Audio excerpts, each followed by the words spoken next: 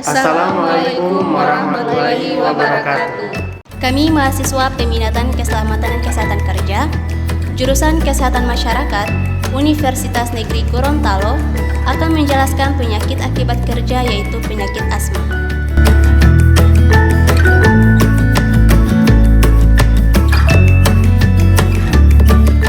Penyakit asma ini merupakan penyakit akibat kerja yang disebabkan oleh faktor kimia dan biologi.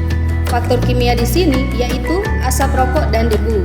Sedangkan faktor biologi yaitu virus atau bakteri yang bernama bakteri endotoksin. Kata asma berasal dari bahasa Yunani yaitu asma, yang memiliki arti terengah. Adalah peradangan kronis yang umum terjadi pada bronkus yang ditandai dengan gejala yang bervariasi dan berulang.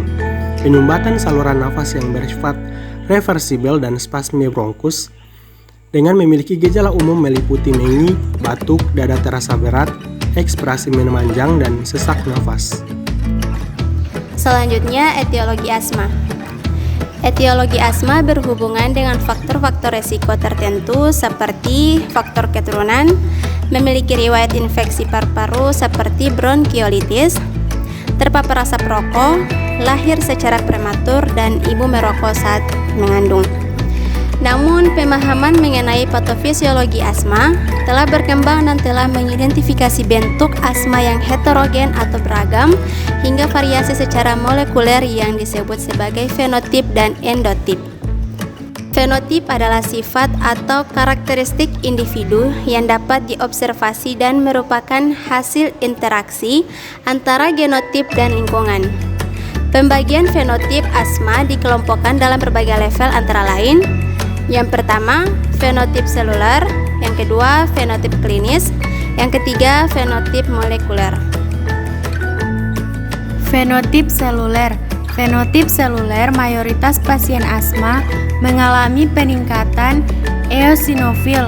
Pasien asma dengan peningkatan eosinofil umumnya respon terhadap tata laksana kortikosteroid inhalasi. Namun, fenotip seluler lainnya tidak respon. Kategori fenotip seluler pada asma antara lain eosinofilik, yaitu disebabkan oleh tingginya tingkat sel darah putih dan paling sering pada pasien asma dengan atopi dan alergi. Yang kedua, neutrofilik, yaitu yang berperan pada terjadinya asma, respon cepat maupun lambat menarik limfosit T dan sel dendrit ke tempat terjadinya inflamasi, paling sering pada asma yang berkaitan dengan iritan, polutan, dan obesitas. Yang ketiga, campuran eosinofilik dan neutrofilik, yaitu dihubungkan dengan asma yang refrakter. Yang keempat, pausigranulositik adalah jenis asma yang tidak mengandung neutrofil atau eosinofil pada dahak serta kadar enzim proteolitik normal pada enzim proteolitik normal pada pasien. Selanjutnya, patologi asma. Asma merupakan kondisi yang diakibatkan inflamasi kronis pada saluran nafas yang kemudian dapat meningkatkan kontraksi otot polos di sekeliling saluran napas. Hal ini bersama dengan faktor lain menyebabkan penyempitan saluran napas sehingga menimbulkan gejala klasik berupa mengi. Penyempitan saluran napas biasanya dapat pulih dengan atau tanpa pemberian terapi. Ada kalanya saluran napas itu sendiri yang berubah. Biasanya terjadi perubahan di saluran napas, termasuk meningkatnya eosinofil dan penebalan lamina reticularis. Dalam jangka waktu lama, otot polos saluran napas bisa bertambah ukurannya bersamaan dengan bertambahnya jumlah kelenjar lendir.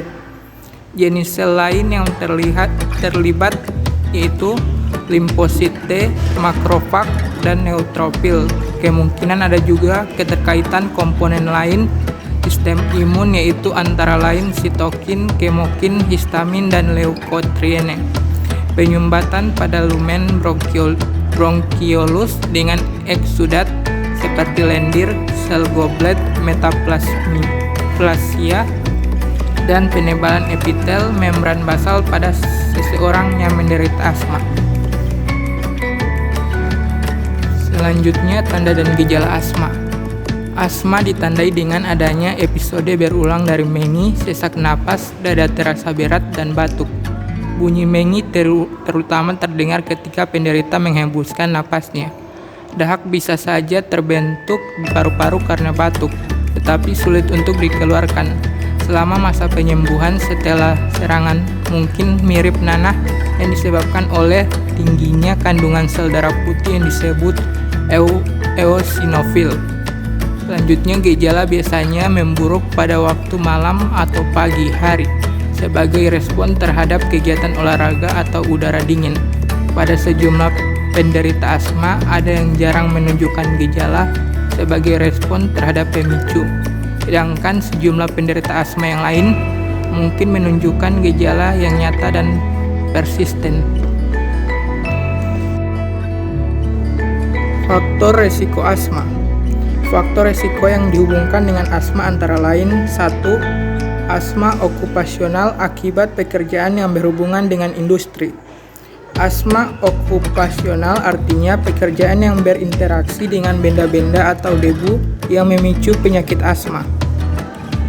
Yang kedua, yaitu lingkungan yang tercemar oleh polutan termasuk asap rokok, baik oleh perokok aktif maupun perokok pasif. Hal ini dapat memicu asma karena saat seorang menghirup asap rokok, zat yang terinvasi mengendap di lapisi lembab saluran udara. Zat tersebut dapat menyebabkan serangan pada penderita asma. Yang ketiga, lebih tingginya hormon seks pada wanita daripada pria. Hal ini karena rendahnya atau balikan hoaks adanya testosteron pada wanita yang berpotensi tinggi untuk terkena asma pasca pubertas. Yang keempat, yaitu penyakit saluran napas atau seperti rinitis dan infeksi sistem pernapasan. Artinya di sini bahwa perkembangan penyakit asma lebih banyak terjadi pada pasien rinitis karena alergi rinitis berkembang menjadi asma. Yang terakhir ada jenis pekerjaan berisiko. Yang pertama yaitu tukang kayu. Tukang kayu karena adanya pekerja yang menghirup paparan debu seperti serbuk kayu saat menggergaji atau mengelupas kayu dapat memicu adanya gangguan pernapasan. Yang kedua, pekerja gudang. Pekerja gudang cenderung terkena asma karena menghirup langsung partikel, kabut atau uap atau gas yang berbahaya di dalam gudang saat bekerja. Yang ketiga yaitu pekerja tambang. Seperti tambang batu bara, pertambangan bawah tanah beresiko tinggi terserang asma karena disebabkan pengendapan debu batu bara sehingga menimbulkan kesulitan bernapas. Yang keempat yaitu pekerja nail art. Asma di tempat ini dipicu oleh bau remover, cat kuku atau formaldehida dalam cat kuku dan pengeras kuku.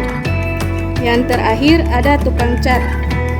Tukang cat beresiko terkena asma karena menghirup cat.